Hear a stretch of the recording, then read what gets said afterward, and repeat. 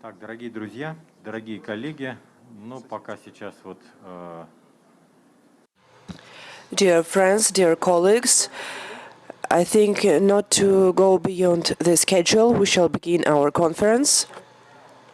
I'm on behalf of the Association of the Institute of Remote Healthcare. It's my pleasure to welcome you in Tomsk. Our conference is the third international conference, and today it is called Sustainable Development, Remote Healthcare. The conference is now a traditional conference, not only for Tomsk, but for Russia and for the industry on the whole.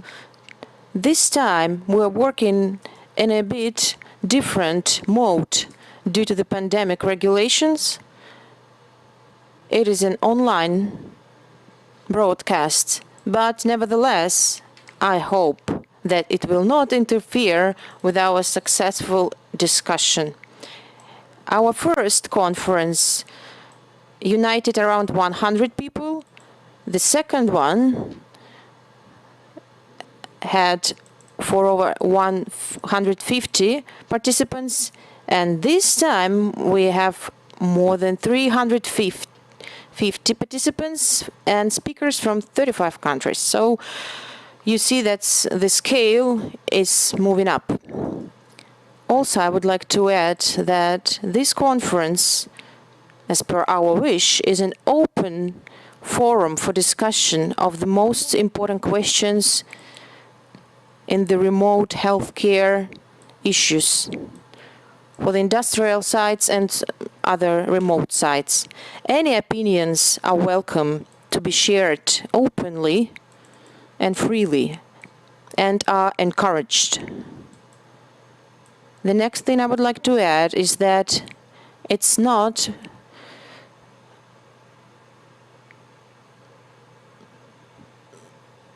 by mistake that the title says about the UN environmental strategy of sustainable development.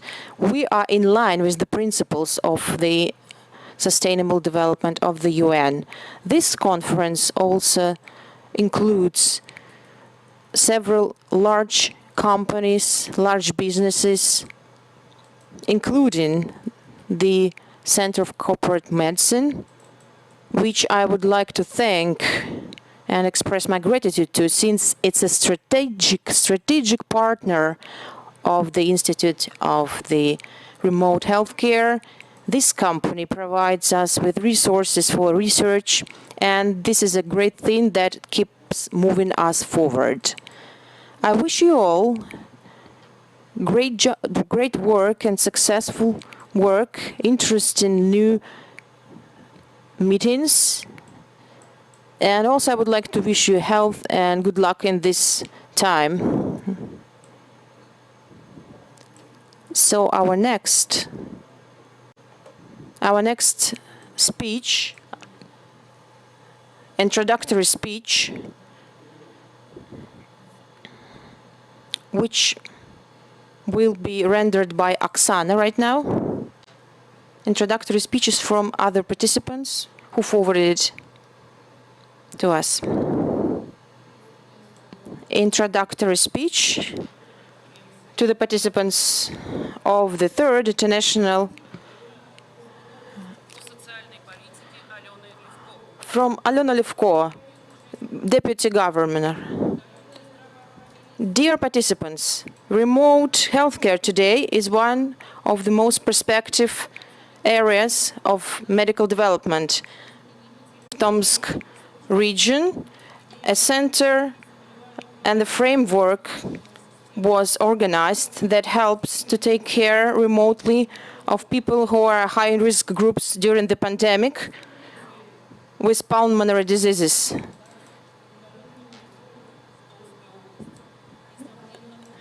Telemedicine is an area that will be definitely further progressing in Tomsk region. I hope that the participants of the conference will have new successful ideas come through, and the telemedicine will become more affordable and accessible. Dear participants of the conference, from the name of the chairman of the government board, I welcome you to this third international conference, Remote Healthcare as a Sustainable Development.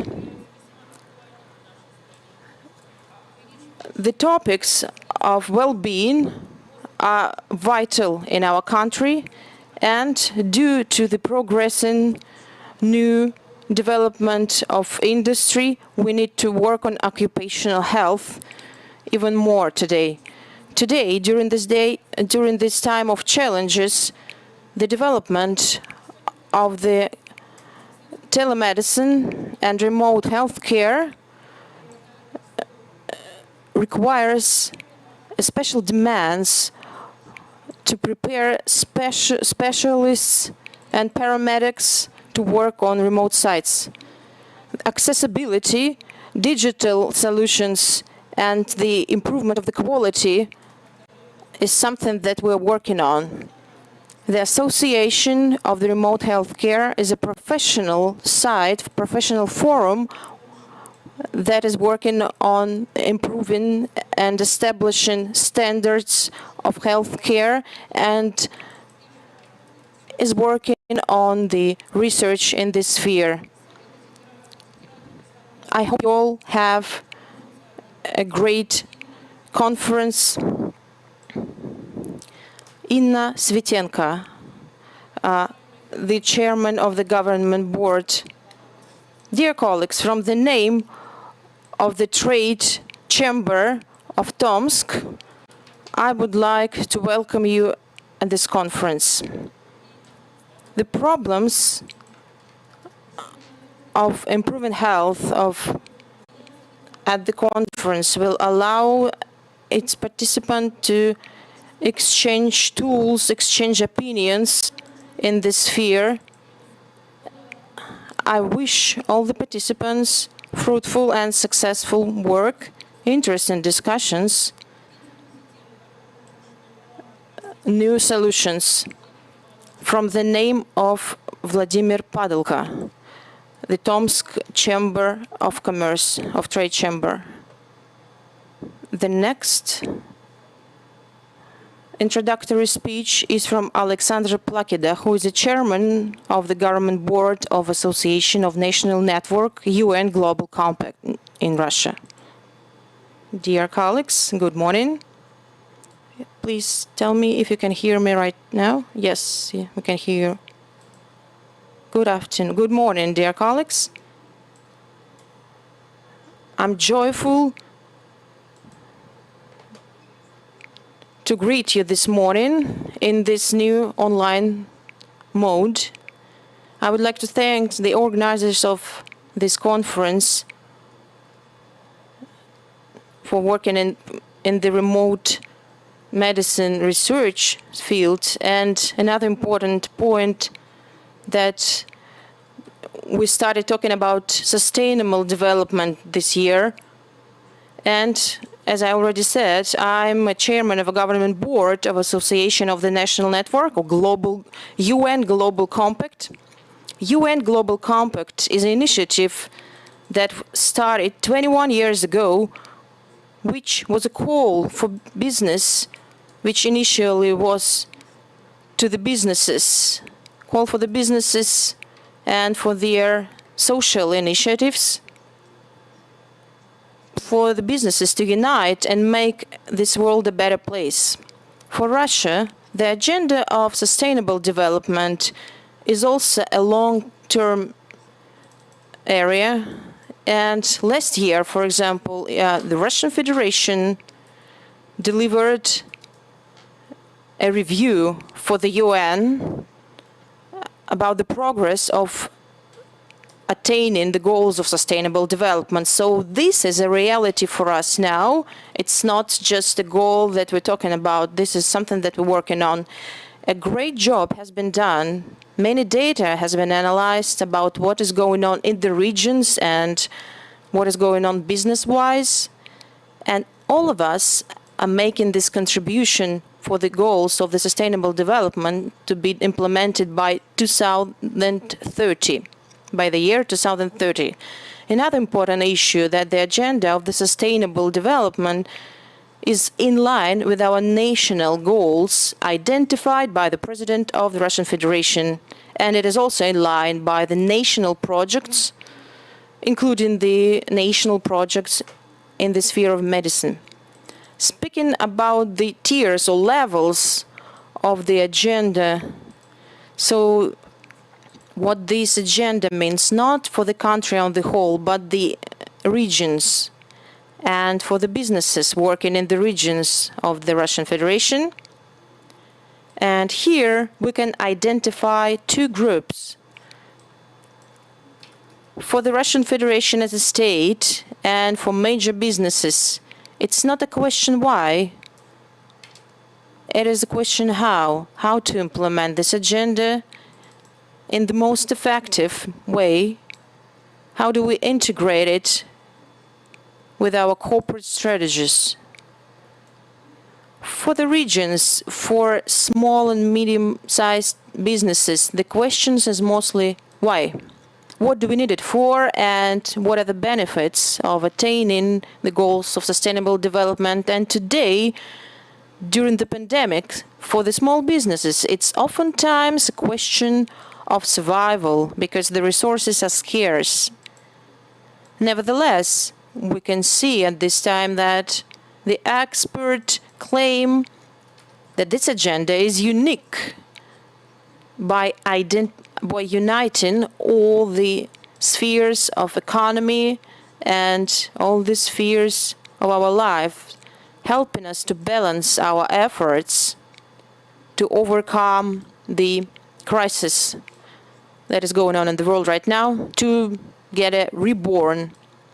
So it's a kind of a very valuable guidebook that helps us to structure our actions and attain some powerful results.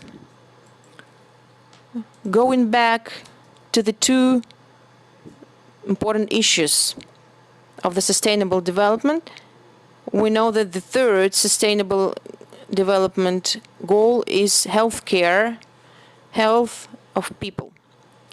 And it is important for us to keep a track of what the participants will be discussing, because the health is one of the primary areas that we are looking at now, and it identifies how the world is going to be developing in the future. Without health, we will not be able to implement this agenda. So the health is basically a priority, as we say, the top question.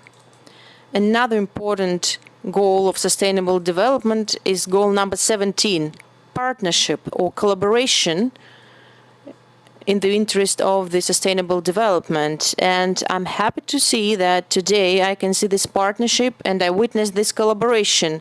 People presenting businesses and government structures are uniting to pick up the challenges that we are facing at this time.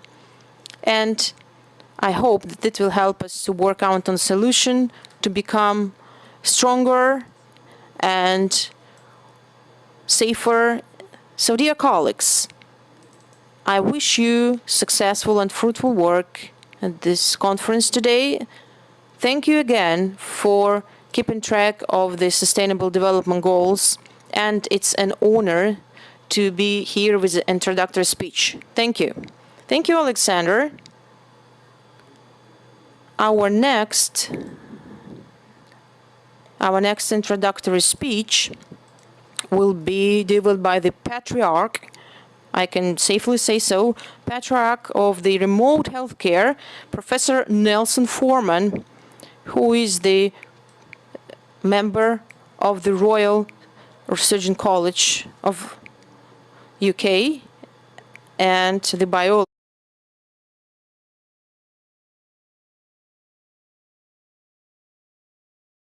Honored to be invited by CCM to provide an introductory statement for this conference. CCM must be congratulated for accepting the challenge of organizing a conference at this time when the pandemic has disrupted and arrested the development of remote medicine and research. The pandemic has underlined the vital importance of many of the basic concepts of remote health care as governments struggle to determine how to provide health care for both remote and urban populations during and following the pandemic. The basic concepts of a system of remote medicine have been worked out patiently over the years by research and by experience. Since the 1970s, when a 5-point system of medicine was introduced for the offshore oil industry in the North Sea, this worked very well and was soon adopted by many other remote population groups, such as those of the British Antarctic Survey and the oil companies operating in the deserts of Arabia. IRHCA is currently engaged in extending the system to the final stage of determining the educational and skill needs to produce a competent, fully competent remote healthcare practitioner for the international oil and gas industry. It has become clear that this new breed of practitioner will also provide a valuable asset for governments responsible for the care of remote communities, and also the necessary post-pandemic reorganization in medicine needed in urban areas. Progress can only be made in a reasonable timescale by research, as in any new medical endeavor. And it is fortunate that the importance of research, in addition to the routine provision of medical services, has been recognized by Professor Antipov of CCM, and he has invited several universities to support the commercial development of international remote healthcare provision. International research is required to take care of the different disease patterns found in various places, the different environments, cultures, and the different government regulations. This provides a huge opportunity for IRHCA and those associated with it, or wishing to be associated with it, to pick up the challenge and form a new and important advance in medicine, which will be to the economic and the clinical benefit of the countries which adopt it. I hope it will stimulate and establish international research collaboration. Thank you.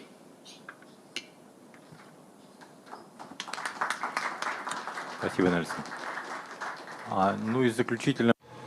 Thank you, Nelson. And now the introductory word from Professor Kulikov, the rector of Siberian State Medical University. Dear colleagues, I'm happy to be here and not online.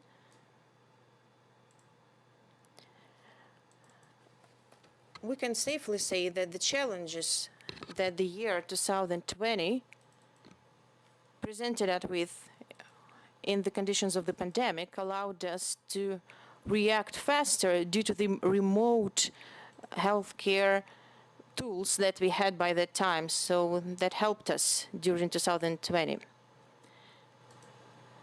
We are setting a task of preparing new medics in advance and new specialists in advance, because we see that at the level at least of the, maybe not the higher education, full higher education and the internship for the doctors, but at least of the full 5-year education in Russia, they need to be specifically prepared for that.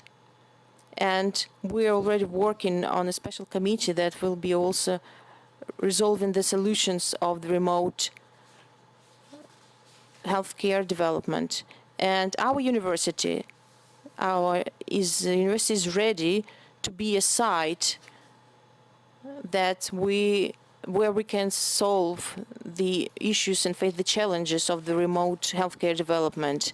And allow me to express my joy that Tomsk is a site for this discussion for the 3rd time in a row. So let us all share this joyful thing, and let me wish you successful work. Dear colleagues, we are done with the official part, and we're starting the working part of our forum. I would like to outline what we are looking at now. The first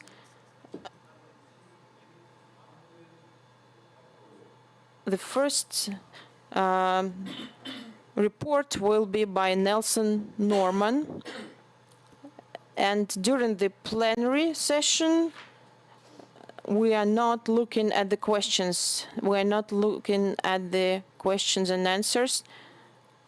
We are hoping that you will find some time for discussion during the special designated time. And I would like to call to suggest that all our speakers keep with the time limit, because we have a lot of reports today.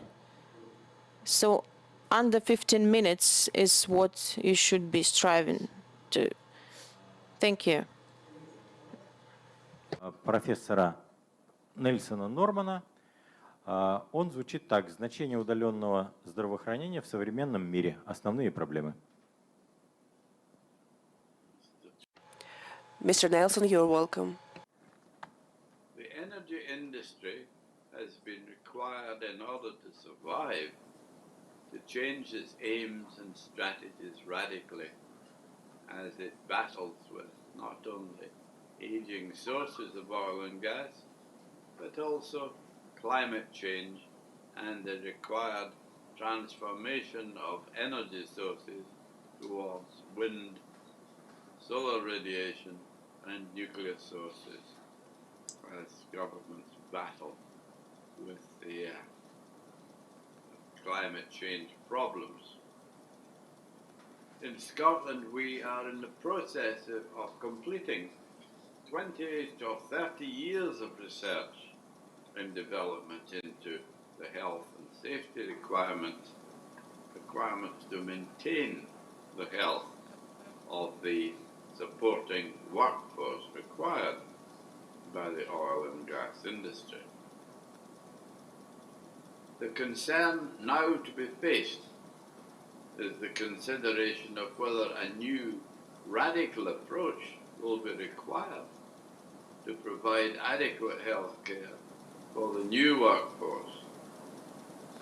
Perhaps, however, before addressing the health and safety requirements of the new wind, solar radiation and nuclear energy personnel, we should start by briefly considering the Scottish experience acquired over the past several years before determining whether any of it can be salvaged and used as a base to determine an approach to the solution of the new problems. After all, many of the new work sites are equally remote, with equally hostile requirements, environments, and are struggling with new and complex technology and within a background of the restrictions imposed by the pandemic. In the 1970s, when the North Sea oil exploration began, the problem faced by the medical support required the problem was basically the time and distance which separated the sick or injured casualty from the medical resources required for his care or even for his survival. The technical problems rotated around the problem of access to saturation divers at that time. They may be within a saturation chamber for up to the 6 days needed for decompression from a deep dive. To those, alternatively, of the equally important time and distance problems for evacuation following a serious injury in those installing the huge offshore structures required by the industry. These problems have now largely been resolved by research over the years and the gaining of experience, and a system of health care has been established which has suited the industry well. It is now in its final stage of development as international discussion takes place in such places as this on the education of the resident remote medical practitioner or RegMedic at the work site, together with the communication network required by him if the system is to work well. In the North Sea, most current industrial research and development is concentrated on the transformation from oil and gas to green energy sources, with special emphasis on wind energy. There are now over 200 huge windmills offshore in the North Sea, some fixed to the seabed in shallower waters, others floating on their own. And it is intended that the number of offshore windmills shall rise to 500 at least by 2050. This creates, of course, new problems for navigation and for the fishing industry. But from the medical point of view, many of the problems are the same and have already been addressed. Wind farms are as remote as fixed offshore structures, and the time and distance parameter has not changed. The climate remains hostile, and there is an equal need for the presence of qualified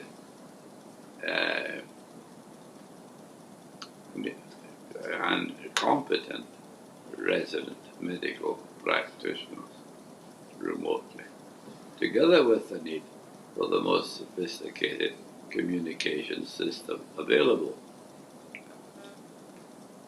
This suggests that the current research on the ideal education for the new breed of remote medical practitioners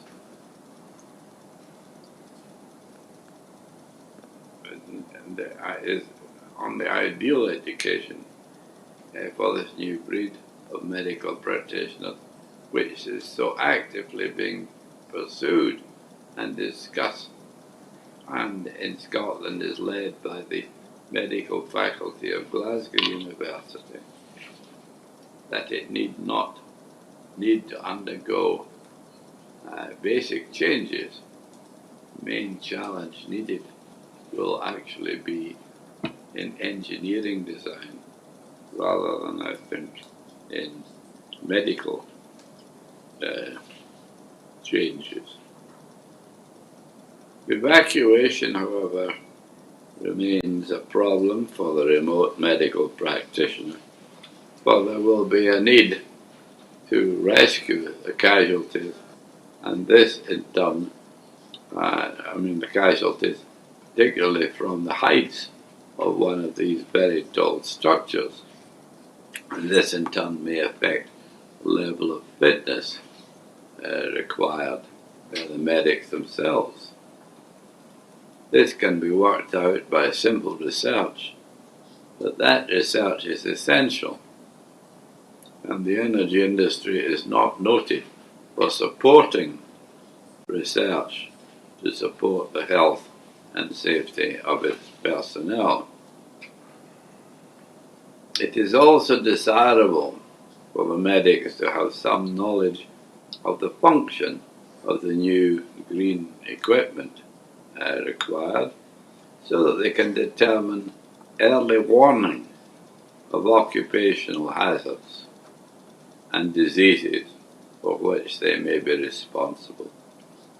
This probably needs to be directed largely towards the radiation approach of the thermal energy requirement, but especially possibly the nuclear approach, for it will not be long before nuclear energy once again rears its head. Research into space is once again gathering momentum, and there is planning of a space station in the north of Scotland even. The IRHC has been involved in space medicine for the European Space Agency and has completed several contracts during the time when the agency was planning manned travel to Mars. It was surprising to find how similar the problems were to those of offshore medicine, and how the discussions ranged around the same areas as those encountered in polar medicine and saturation diving. How to prevent and manage toothache, how to maintain physical fitness, and especially how to manage acute surgical illness such as appendicitis, and emergency evacuation, of course. The evacuation of a saturation diver from an offshore pressure chamber without reducing the pressure, and the emergence of a hyperbaric lifeboat was eventually the subject of an international meeting in London with most of the world's expertise meeting there, in the world's expertise in diving meeting there. And it was followed by an equally difficult discussion on the development of a space lifeboat.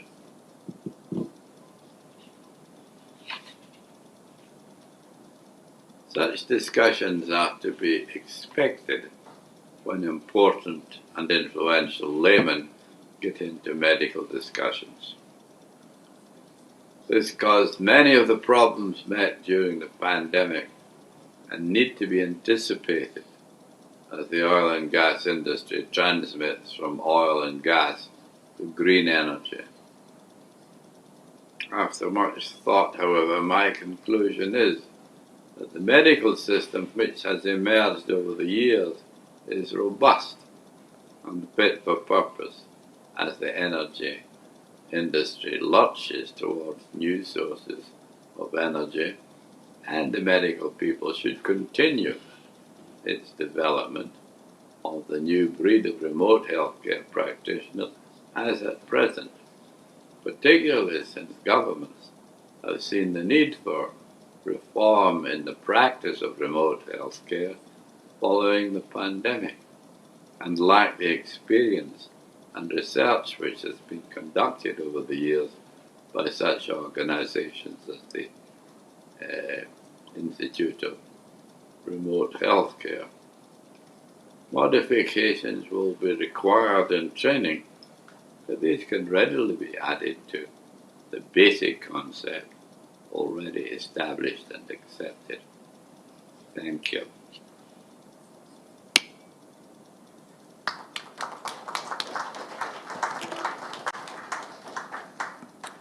Так, следующее выступление. The next report will be made by Professor Himov, head of the Center for Strategic Research Eurasia, ex-advisor to the Prime Minister of Kyrgyzstan, Doctor of Economics, our guest. He will present his report on the topic remote healthcare in the CIS countries and Central Asia. Good afternoon. Let me try to figure out how this microphone works. So,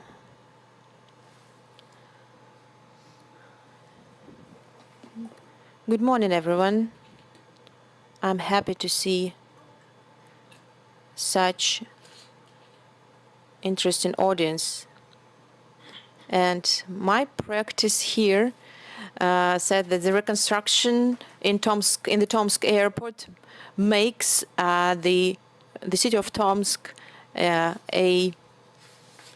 a real center of remote healthcare, since there were issues with the airport, with arriving to the airport.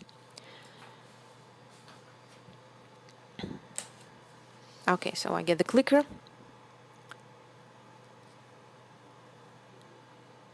First and foremost, let me thank Sergey Antipov, Professor Antipov, and the team of the Center of Corporate Medicine for inviting me here. And within the topic that I'm going to cover now, I would like terminologically, in terms of terms, tell you what we mean by saying the Central Asia. Please look at the map. We cover 5 countries that you can see to the south from Russia: Kazakhstan, Uzbekistan, Turkmenistan, Kyrgyzstan, and Tajikistan.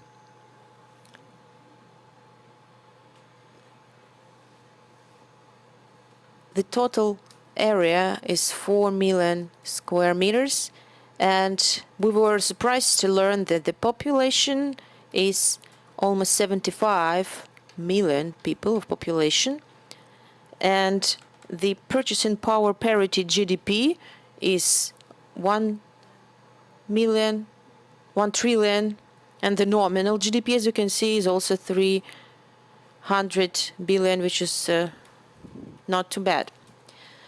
A prominent American researcher, Francis Fukuyama, in one of his works noted that the Central Asia will not be a peripheral country anymore. Soon it will become the center of global economy. We are hoping that his forecast turns out to be true. See the GDP of the Central Asian countries infographics. The leaders of the regions are obviously Kazakhstan and Uzbekistan.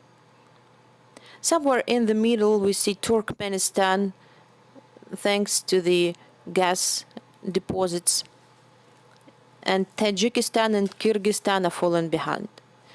But if you look at the population, the first one will be Uzbekistan, then Kazakhstan, then Tajikistan, and Kyrgyzstan. Another important issue that the difference between the GDP in between the countries, the so-called GDP coefficient index, it is very high, up to 37 times. So it means that we have a lot of wealthy people and unfortunately a large amount of people who are not as well in terms of their resources of money.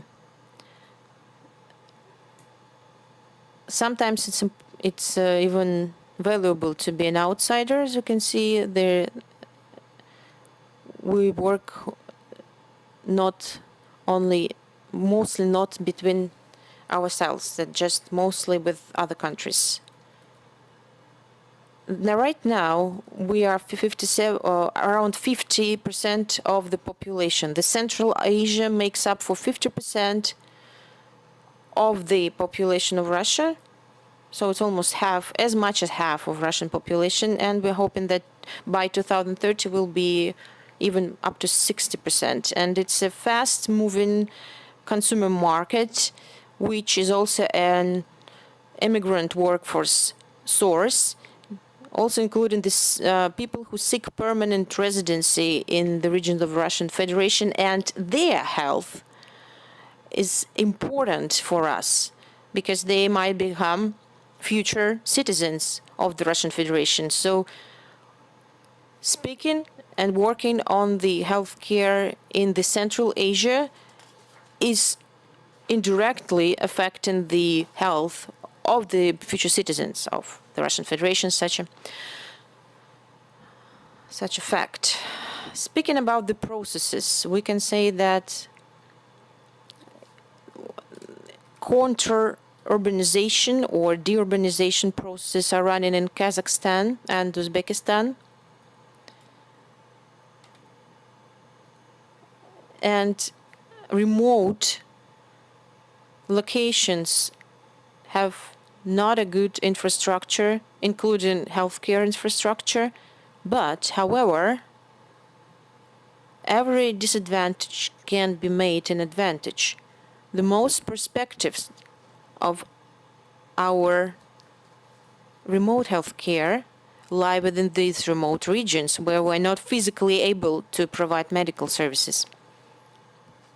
An interesting point: if you present a person with a challenge or choice, either no medical attention for objective reasons or help received remotely via telemedicine, they will obviously choose the remote option, even if it's a non-standard and not something they're used to. This saying might be somewhat controversial, but it has proven to be right in many instances.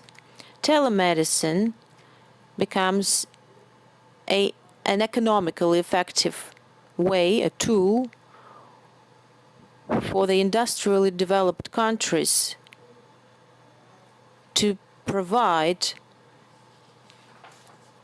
medical care and capacity building in healthcare in the developing countries.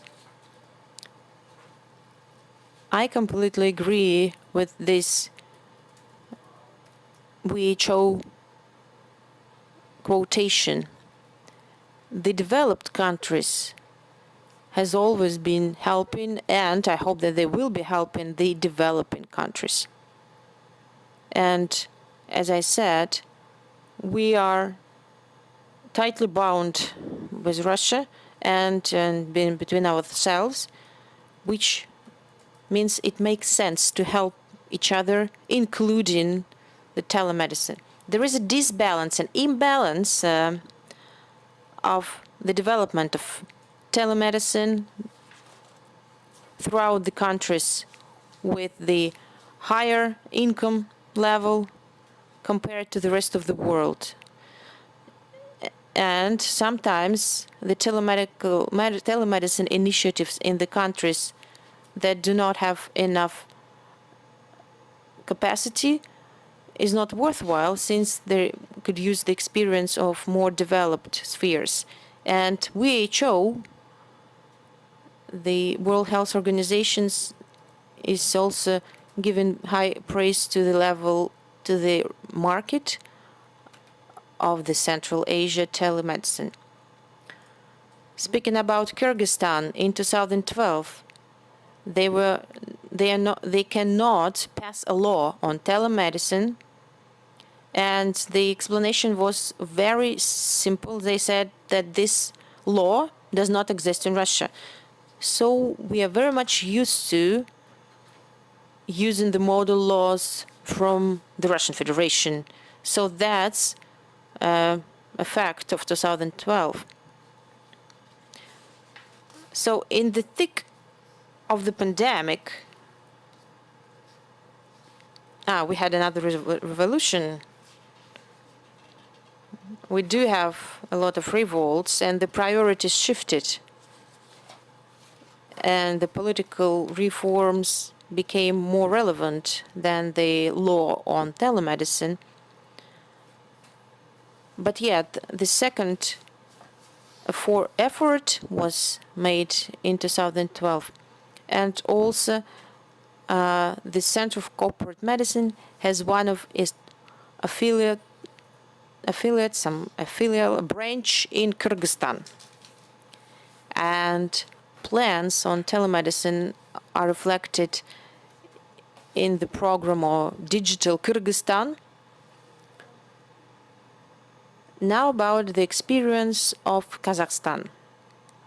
Kazakhstan decided not to develop a separate law for telemedicine.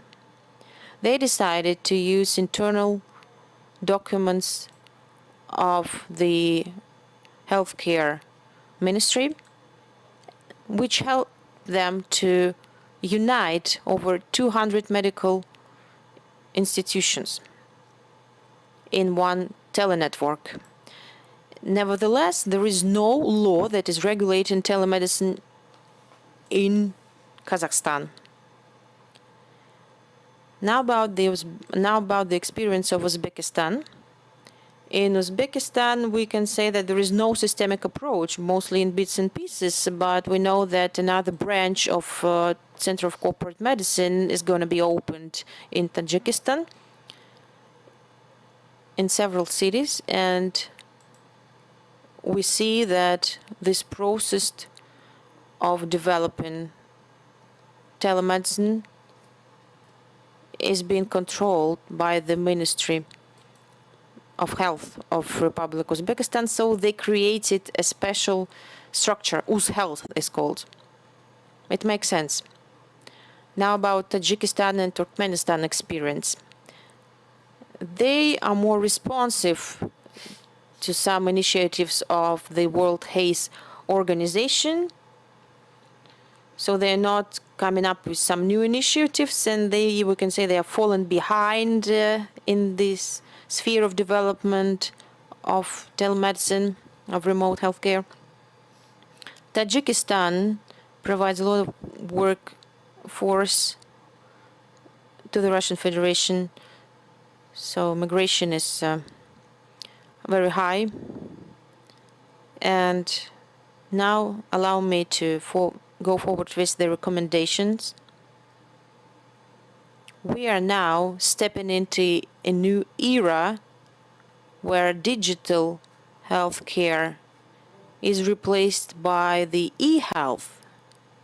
So we're speaking about the digitalization. What can I see here? Just 6 weeks ago, the University of Sechenov on the Institute of Digital Healthcare did an event where they shared that they're working on the model law on the digital healthcare for the CIS countries. This law is very promising. So my first recommendation that can also be put forward, that we need to unite our efforts with the University of Sechenov and with their executive committee of CIS to intensify the process of developing this model law and develop telemedicine. We as lobbyists will be also contributing to this process so that these laws will be passed within the adequate time frame after the law is developed. The next important thing that I would like to mention is you probably know that during the pandemic, many people used telemedicine for the treatment. Over 2 million people used Telegram channels Telegram groups to receive the recommendations for their treatment.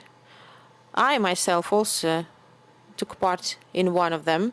So the Telegram channels were in Kazakhstan, Kyrgyzstan, and Uzbekistan. The Uzbekistan channel included 3 million followers, which is almost 10% of the population, which speaks a lot about how popular it was. Different platforms are being used, Skype, Zoom, and other messengers. So the potential of using the smartphones is colossal for the remote healthcare.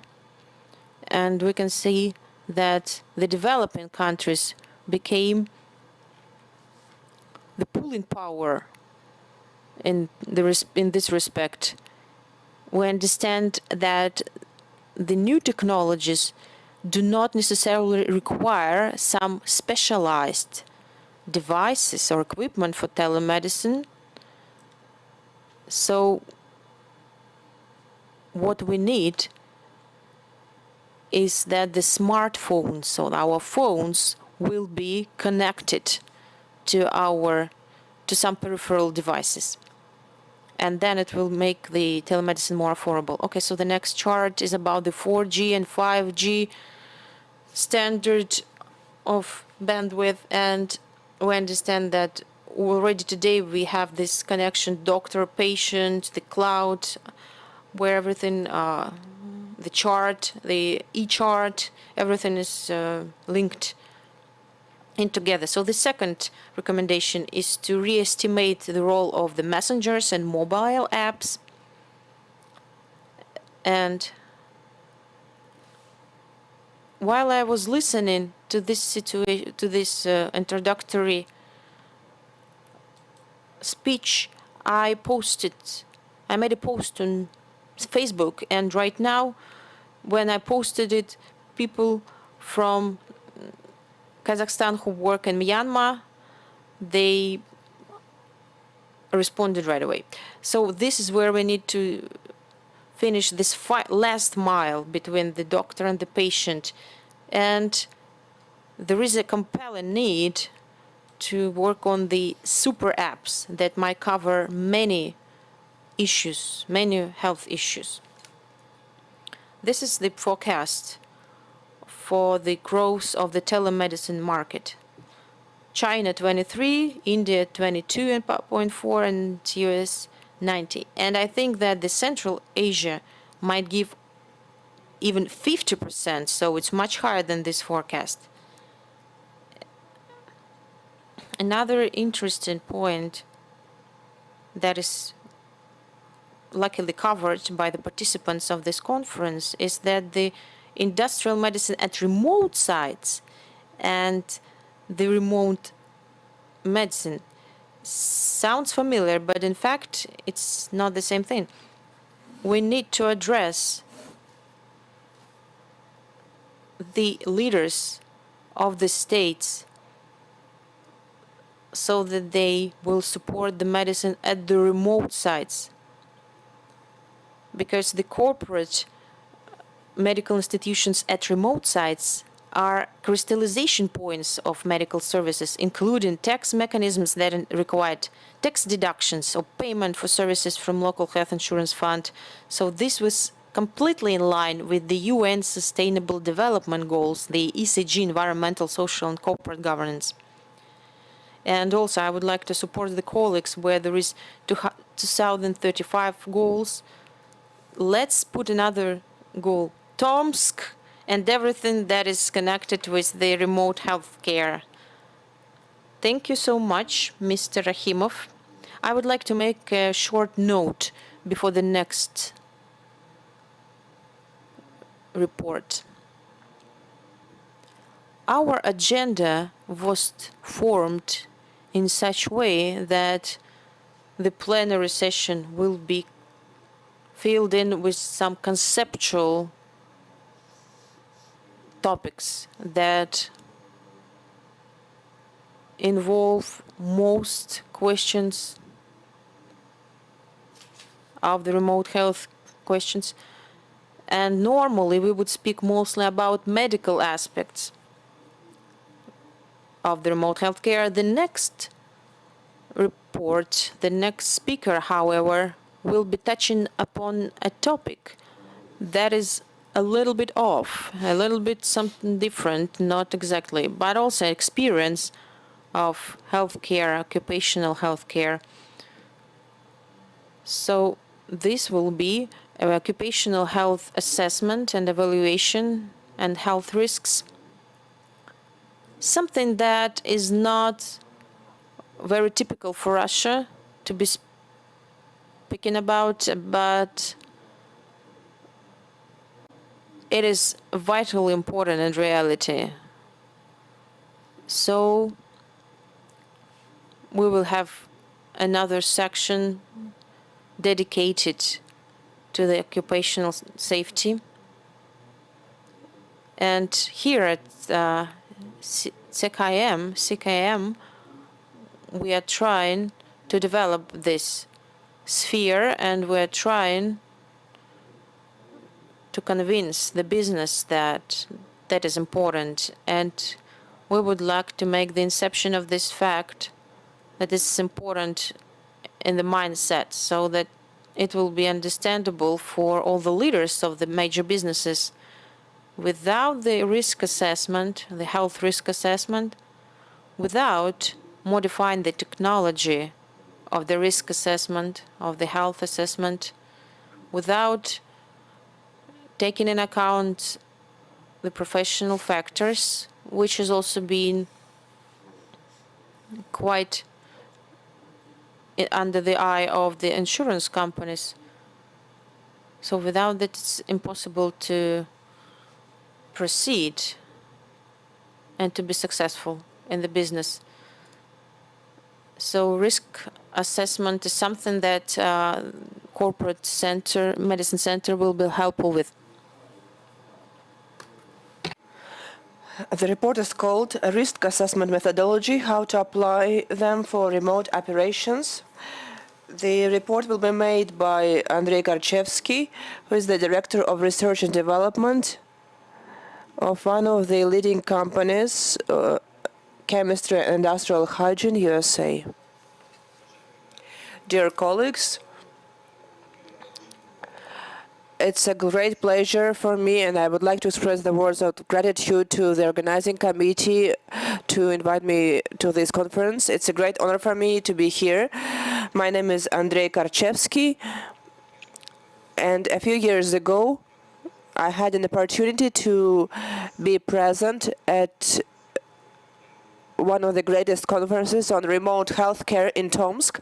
I came personally to Tomsk, and I still remember that time and the fruitful discussions we had. It was quite, the organization was quite modern, and I'm very happy to continue discussing our topics these days. So I will not talk about myself because I've already introduced, but I would like to say a few words about the organization I belong. I work at the company which is called Chemistry and Industrial Hygiene. It was founded in 1987. The head count amounts to about has about very many certified specialists from different spheres of medicine. We constantly work with the American Association for Industrial Hygienes.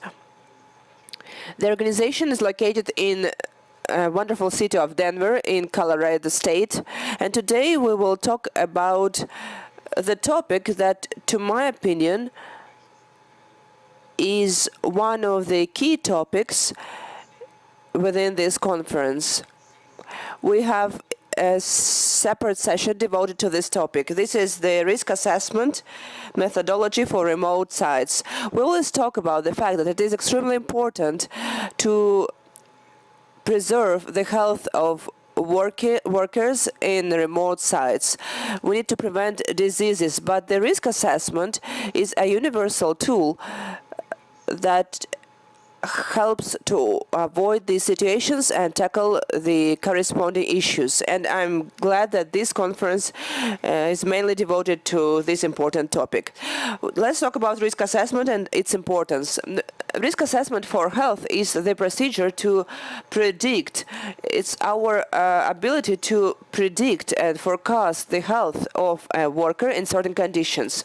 And why do we need this? We need this in order to set the priorities and develop targeted measures to improve health of our employees. Risk assessment is needed in different contexts and for different industries.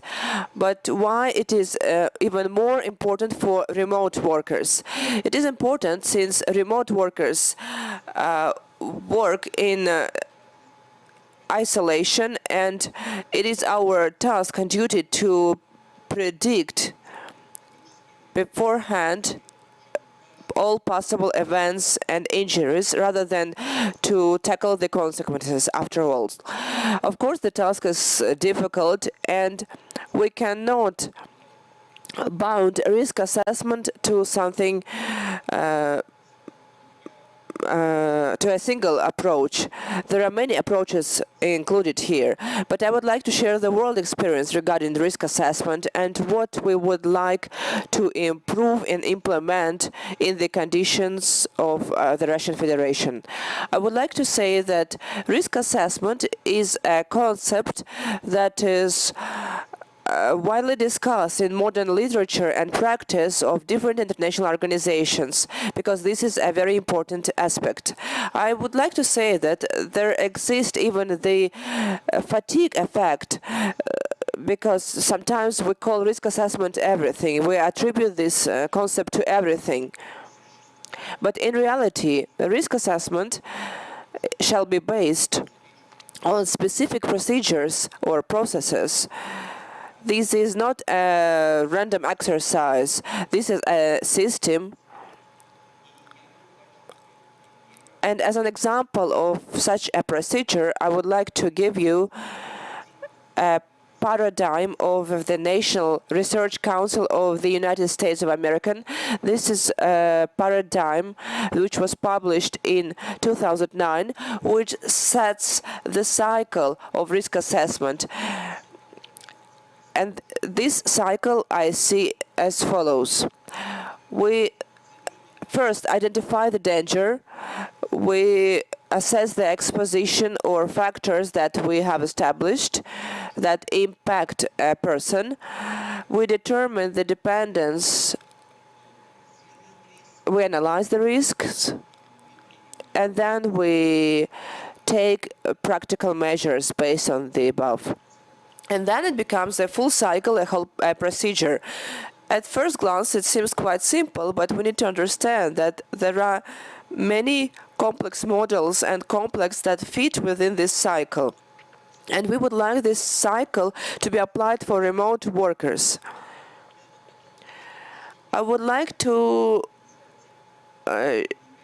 mention some other important initiatives that are now being implemented in the world, and we believe that they are important for remote workers.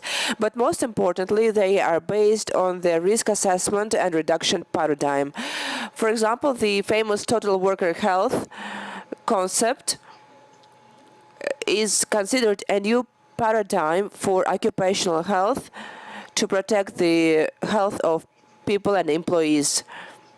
This is a policy of an comprehensive and integrated health of workers, which is based on the ideals of healthy personnel and not only on the reduction of risks from some professional factors. We want our workers to be healthier. We want them to have the best health so that their immune system is efficient, so to say, that they are able to protect themselves from the global hazards as the pandemic COVID-19, for example. Here, we need to be ready. It is not sufficient to talk about the working place and the risks associated with the workplace. but we need to have a broader look on this problem. Another concept is a total exposure health. It is difficult to translate this into Russian, but nevertheless, this is a new paradigm that is implemented by the Russian Association of Industrial Hygiene. It looks into the future. How do we treat factors of industrial environment today, and what is the possible future? For example, today we talk about the factors of work, of risks associated with work, but in the future, and this is the forthcoming future, we will talk about the factors at the workplace, risks from the everything that impacts a person. Earlier, we used the model of risk assessment developed on animals, and we transferred these concepts to humans. But in the future, we will assess the exposure of risks taking into account the human genome at the very individual level. This is a fantasy. It seems fantasy, but this is the future of this science. And in our practice on the protection of the health of the employees, this is very important. From simple measurements that we are able to take at the working place, we will shift to sensors in real time. This is extremely important. We cannot avoid working and living in the future without it. We need to be able to detect certain disorders of human health based on molecular biology. And for example, right now, the impact on a person is assessed somehow, and the results are registered in some paper format. But tomorrow we'll have some expert systems for risk assessment based on the millions of bits of information. And the last point here is that today we take measures to reduce risks after the person has already chosen his working life, type of work, and so on. In the future, the measures on risk reduction will begin even before a person decides on his future job. Think about this. Think about the importance of risk assessment in all these aspects. I would like to say that there are critical voluntary standards related to risks, and particularly the ISO standard on the methodology of risk assessment 3010, which is an important framework and background for those dealing with risk assessment. In our turn, we, together with our Russian colleagues, have developed a new model for professional risk assessment for a Russian environment, for Russian reality, based on the knowledge of risk assessment that we have nowadays. This model or this paradigm was part of this book called The Formula of Health, New Approaches to the Assessment of Professional Risks, which was approved by the Ministry of Health of the Russian Federation. And this model, as we believe, is another step forward towards this potential future. We believe that this should be implemented. What is the new concept? We talk about the voluntary procedure for risk assessment for industrial enterprises. We believe that this risk assessment shall be umbrella-like for everything that is done in the field of hygiene. Stage-like shift from general to individual risk assessment, considering every individual worker. In particular, promotion of quantitative methods of risk assessment at various levels. Interaction between the procedure of risk assessment and the process of organizing and holding preliminary and regular checkups, as well as the development of preventive measures. Then we believe, since this is a procedure, since it is a voluntary procedure, it requires the system of certification of companies that perform this risk assessment and certification of medics. We also believe that there should be a number of stimulus for companies to be involved in risk assessment. And here we strongly rely on the governmental support. Here we suggest the label of the product, which we call a risk-free initiative, which implies free remote places where people have and companies have an opportunity to demonstrate their deepness and coverage of what they do to protect their employees. Very briefly, I would like to show you one example of the quantitative assessment of risks, especially for remote workers. And in order to prepare this example or case study for you, I read an article published in 2006, an article about workers exposed to gasoline in one of the industrial oil plants. This is a vessel with a length of 214 meters, 38 meters wide, with the processing capacity of 57,000 barrels of crude oil per day. So they revealed a certain concentration of gasoline in their workers. So the average concentration of gasoline, please do not be shocked with these numbers. They're quite normal. Just look at the general procedure. 43 promils of gasoline in the air that they breathe. What will happen if we compare this with the permissible concentrations for 8-hour day? It is 1 promile, and in Russia it is 31.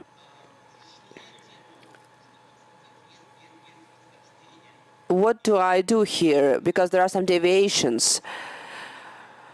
0.42 ppm is close to 1 ppm in Norway and USA. We're almost there, almost at the admissible level. And how do I interpret these figures? Using the quantitative assessment, risk assessment, I analyze what will happen with the risk, with the cancer risk, in terms of carcinogenic and non-carcinogenic effects. I would like to say that this quantitative assessment tells us that the blood diseases are most probable in these people. We need to prevent them at early stage. As for cancer or leukemia, we see an additional risk of amounting to 2 cases per this amount of workers. Now we can place all these data and calculations into this risk assessment cycle. So I put here workers at the oil processing vessel can be exposed to the hazard of gasoline. So these are the models that I applied for risk assessment, and this is my conclusion: 2 cases per 10,000 people. I should say that 2 cases of leukemia per 10,000 people is not so much, due to some reasons. First, we do not have these 10,000 people in remote sites. 2 cases is below the threshold. But there is a modern risk assessment criteria that states not more than 1 case per 10,000 people throughout his life. That is why the clinical intervention should be developed. We need to follow these workers from the medical point of view, and this is the task of doctors. But there should be some practical measures for risk reduction, and here we follow the famous hierarchy of occupational health control. We need to eliminate the factors, to remove this gasoline, to replace it with something, or to implement some engineering design solution like ventilation, or we need to prevent workers from being exposed into this gasoline. However, as I already mentioned, there are some professional factors, such as gasoline, is not the only factor. Smoking is another dangerous factor. For example, if this person smoked 1 pack of cigarettes per day, there will be about 20 cases per 10,000 workers during their life. The cases of potential leukemia, this is a lot more than we get from the gasoline issue. And talking about the noise and ear problems, this amounts to 800 cases per 10,000 workers. This is the calculation that we can perform in terms of the ear protection measures. Otherwise, we will have a lot of cases when the hearing problems will happen. What are the further steps? We believe that at certain remote objects in Russia, the companies need to pilot this concept, and we believe that this will be cost efficient. This will be a key step forward. We also believe that this shall be done in collaboration with regulating authorities of the Russian Federation, because this is the connecting point where we stimulate the companies to adopt some important measures. But I believe that the initiative shall come from the enterprises. I would like to state also that this procedure that we propose and suggest to implement, and these quantitative methods of calculation, how they form the basis for medical interventions and recommendations for the prevention of different diseases, this experience can be useful for international companies as well. This is all I wanted to tell you today. I believe that we will have more opportunity to talk about it in details during the separate session. I would like to say great thanks and the words of gratitude for our international community, and we are happy that the Russian Federation is doing a lot in this area. Thank you very much. Thank you.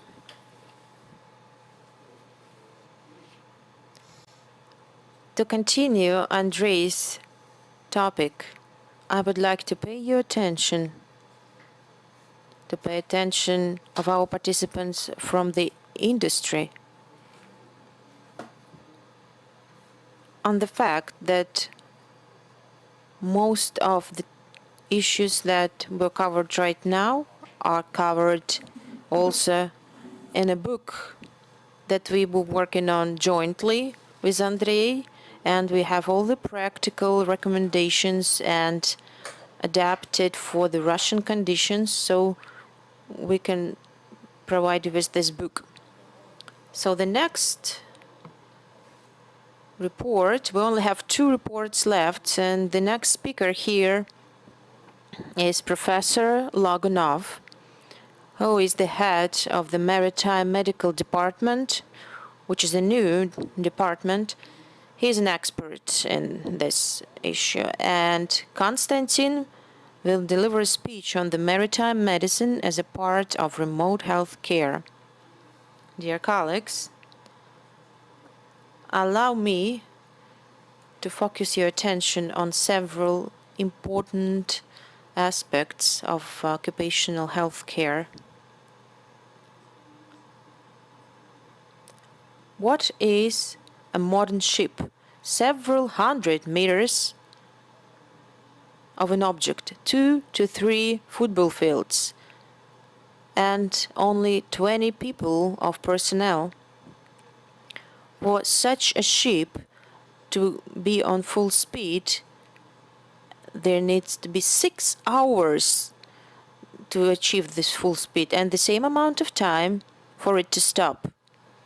To change its direction, it also requires several hours, so such objects cannot be near shore. Medical evacuation is very problematic. It's almost important to take a person from a vessel. So, an instance of the Danish Strait.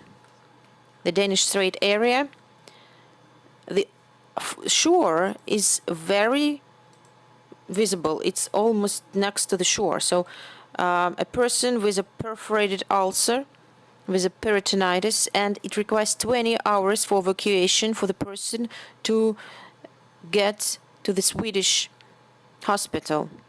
Another 3 to 4 years he spent it already.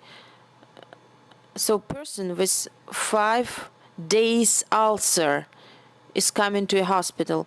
Maybe 100 years ago, this is a case that could be treatable, but today the algorithm and mechanism of treating people with such conditions is forgotten.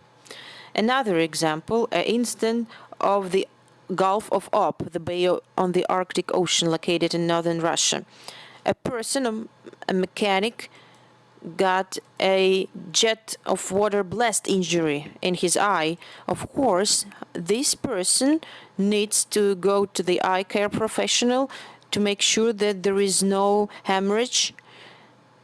How long will it take for this person to be evacuated? 5 to 7 days from the ship to the charter flight, from the charter flight to the airport, and then next to the hospital. It turned out that it's easier to get this person from the ship to Murmansk, the Russian city.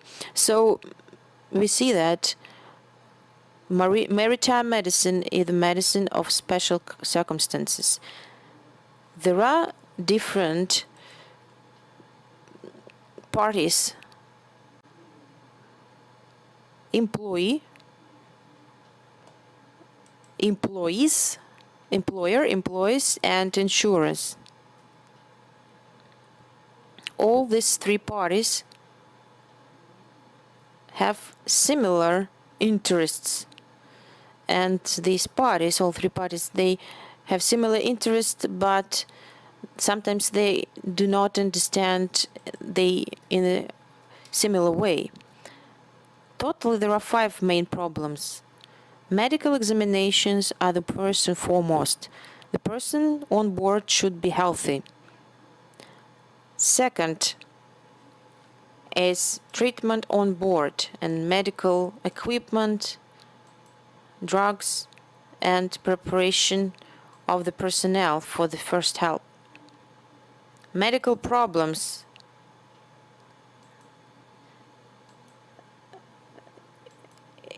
It's a procedure for over 100 years to have medical exams for the personnel. Normally, for the regular work, the structure is 80% of the acute illnesses and only 20% of injuries and poisonings.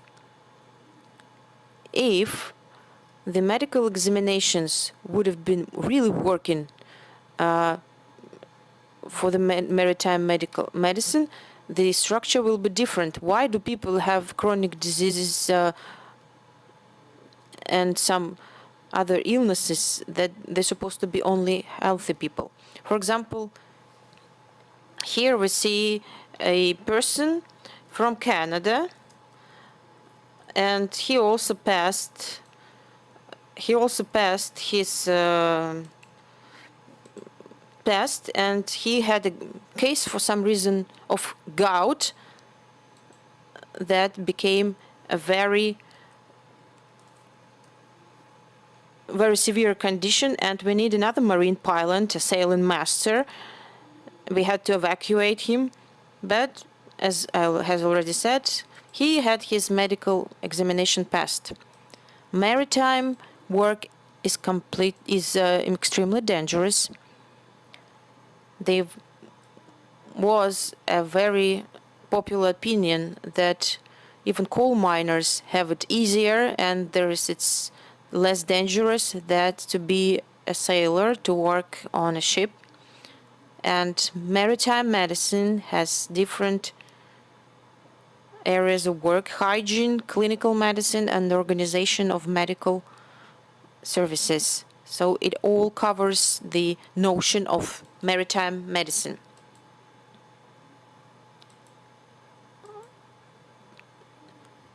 Many things of maritime medicine are familiar for the Russian specialists, for the Russian traditional medicine. over here, it is sometimes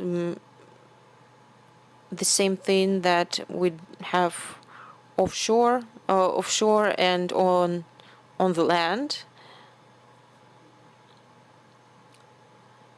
Professional hazards are sometimes similar. And the last aspect is about the international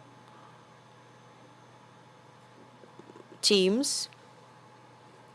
As we know, multinational teams might be owned by a Russian owner, might be subleased from Cyprus. The operator might be from different country. Officers might be from India. The sailors are from Malaysia. And this ship is sailing from China to the United States. We see that's very multinational.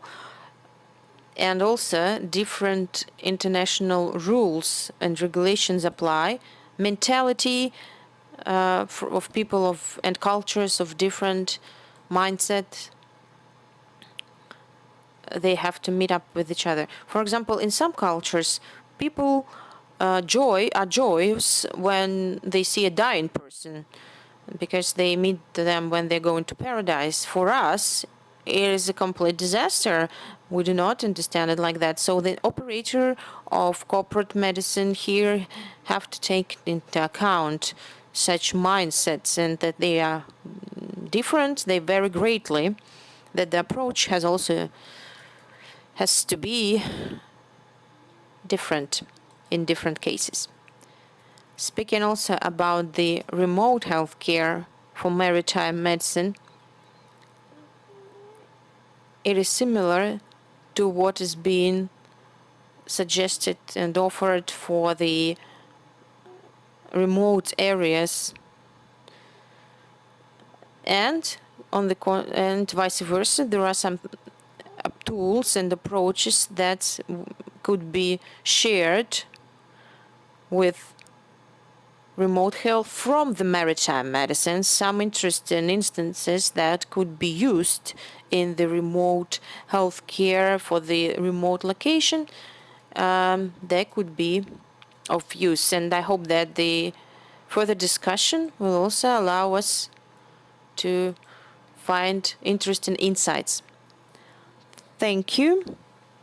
We are coming to an end with our agenda, and as a moderator, I have the winning point because I have the most time left, more than anyone else, but I will try to not overstay my welcome and try to keep up with the time frame that we define for everyone.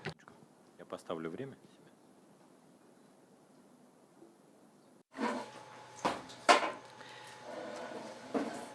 So the topic of my report is training of remote healthcare practitioners. What are the requirements to this topic nowadays?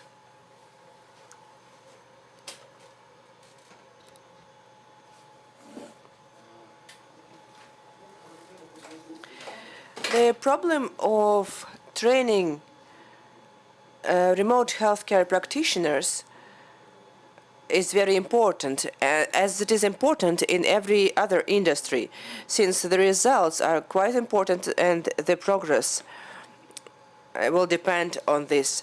And we can see this on the examples of the rapidly developing spheres of industries: IT, robotics, biotechnologies, space exploration, and medicine. If we talk in detail about the healthcare system, we observe here some duality. In terms of traditional specialties, we have the algorithm of training in oncology, in ophthalmology, and in any other private specialty. And the training of such specialists doesn't cause any problems, and people working in certain specialties, they possess a set of theoretical knowledge and practical skills that allow them to be successful at their work. But there are some spheres of healthcare where the training of specialists poses some difficulties in terms of methodology. One of them is remote healthcare. Why? Because up to now, specialists in the world haven't come to a single conclusion on what skills and abilities should remote healthcare practitioners have.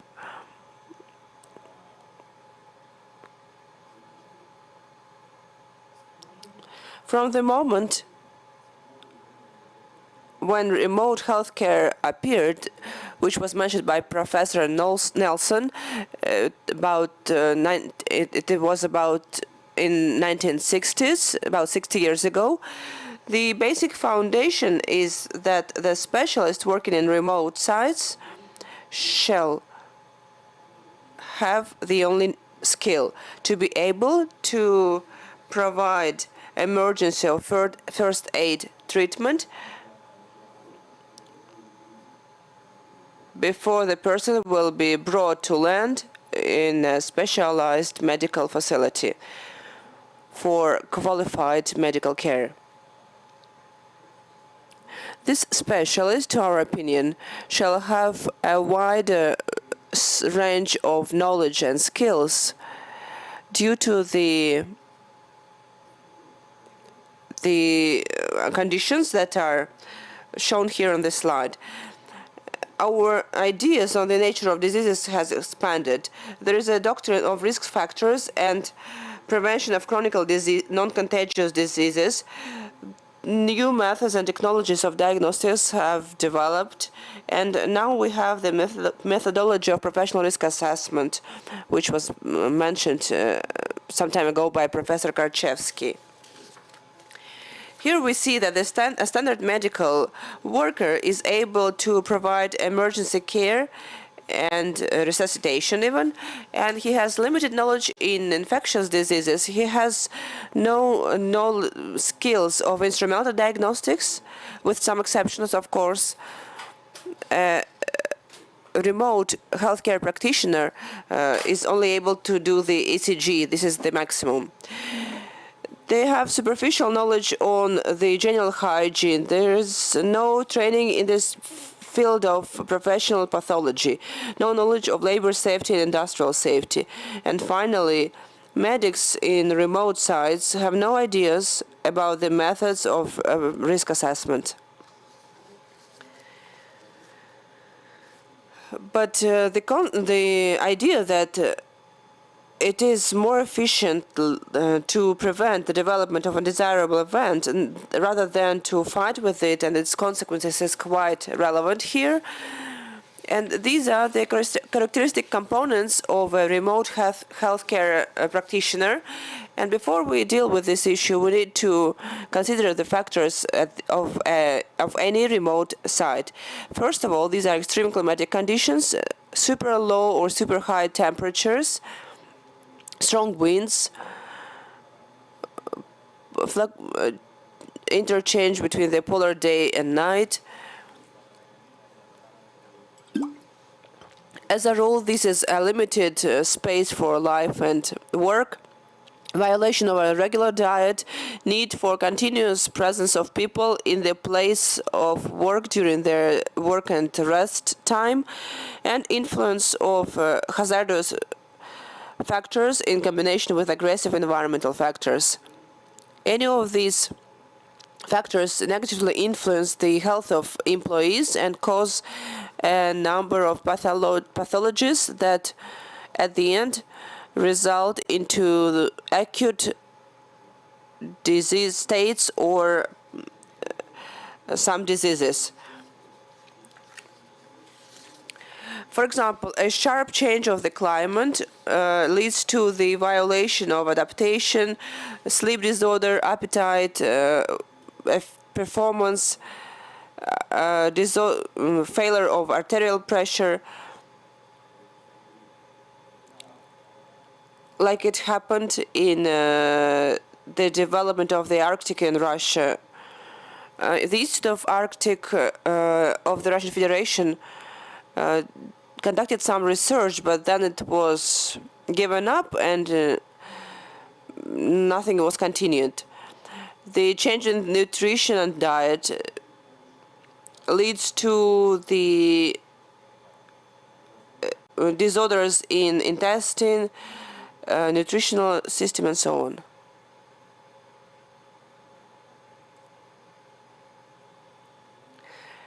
Limited space,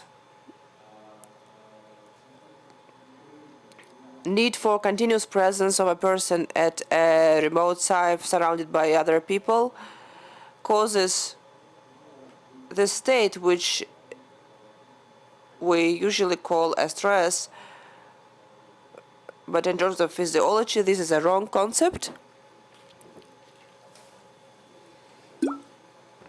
But this is the increased level of psycho-emotional stress which can lead to unexpected consequences. So having analyzed the whole array of information available these days, we can say that the strategic objective of remote healthcare is to form an integrated system of life not for people working in remote industrial sites. In order to prevent mortality, reduce diseases and dysfunction, and for a person to feel good in these extreme and difficult conditions.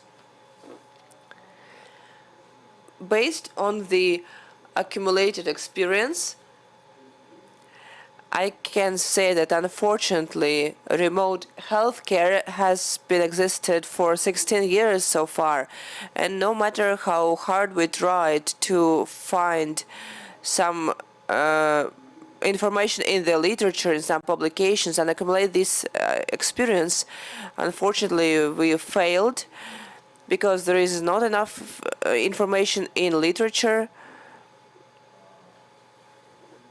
That is why the Institute of Remote Health Care, our experts, initiated a project on the development of the national guidelines on the training of remote healthcare practitioners. We analyzed a 15-year experience of our strategic partnership with the Center of Corporate Medicine. The next few slides will show you the contents of these guidelines. The draft guidelines are at its final stage. We are about to complete the book, and next year I hope we will be able to publish these guidelines and will present it to the world community, which has no analogs in the world. So here Russia is the leader.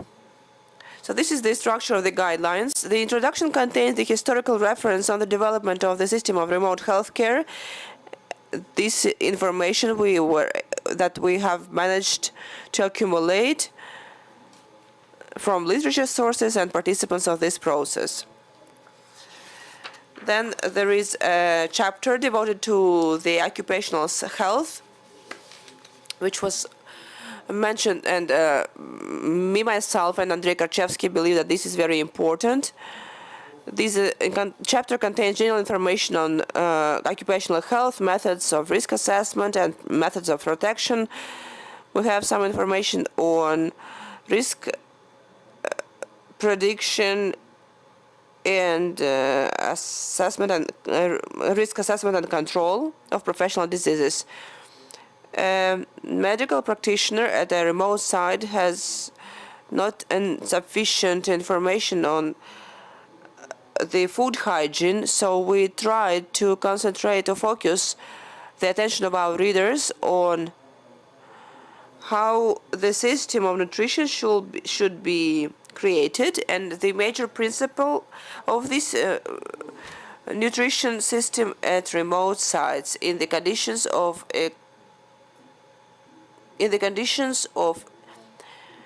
intense labor cycle and hazardous factors. Physical rehabilitation at extreme loads. This chapter presents the data on the monitoring on physical loads in the conditions of intense industrial activity and practical recommendations on physical rehabilitation in such conditions.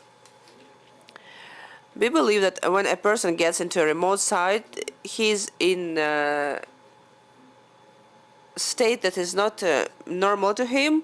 This is he can be exposed to hard physical work during 10 hours per day, even more. In order to be efficient and show good performance, he needs to be physically fit, and we propose some some efficient methods to restore his health, particularly at the remote site, not during intershift period. The main focus of the next chapter is based on the medical issues. However, I would like to emphasize once again that our book is not for medical workers only. This can be applied to managers, to specialists in healthcare, and so on, but mainly for medical specialists, of course. So we put a lot of attention to the system of health assessment of employees at modern remote sites through available medical checkups,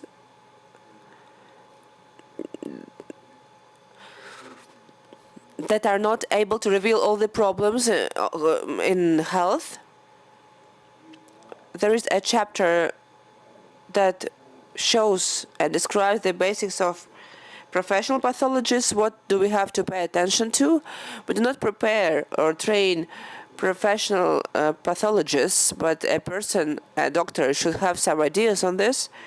We talk about the urgent and first aid treatment in terms of following the international standards. Another chapter is very important, we believe, is the psychological status of workers at remote industrial sites. There is not sufficient attention paid to this particular aspect, to a psychological and emotional state of employees. So people working in these hard conditions, they can get mad, being in a limited space and exposed to a lot of noise all the time, surrounded by the same people all the time, and so on. So all these aspects and moments should be taken into account. The issues of medical evacuation, we have some experience, great experience, I would say, in this sphere.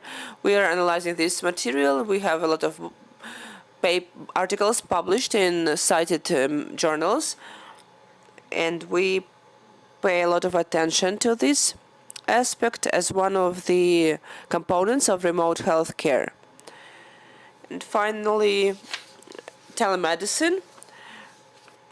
We cannot imagine modern healthcare without telemedicine these days, especially at remote sites.